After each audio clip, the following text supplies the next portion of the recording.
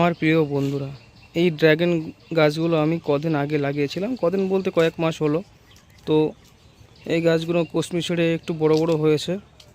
তো গাছগুলো একটু কাছে নিয়ে গিয়ে দেখাচ্ছি যে এই গাছগুলোর চেহারাগুলো ঠিক আছে কিনা একবার দেখে বলবেন, ঠিক আছে? একটা একটা একটা এগুলো আছে। তো এই যে মাথা দিয়ে আবার কচমি ছাড়ছে, ঠিক আছে? সব লাল হয়ে আছে মাথা। তো আমি বলতে চাইছি এই গাছগুলোর চেহারা ঠিক আছে কিনা একবার কমেন্টে আপনারা জানাবেন, ঠিক আছে?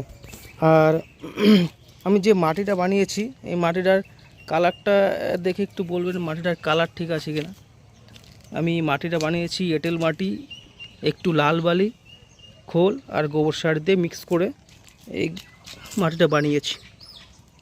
তো গাছের চেহারাটা একটু বলুন যে ঠিক আছে কিনা, কারণ আমি তো আগে কোনোদিন এগুলো করিনি। আমার ঘরের ছাদে ইচ্ছা হলো যে আমি কয়েকটা গাছ আমি টবে কিংবা এই ভাঙা বালতিতে আমি এগুলো করেছি।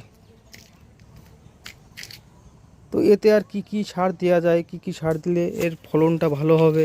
আর এইটা এর ড্রাগন ফলের ভেতরের যে ফলটা হয়, মেন ফলটা খাওয়ার যে ফলটা, ওটা লাল কালারের এটা বানিয়েছি।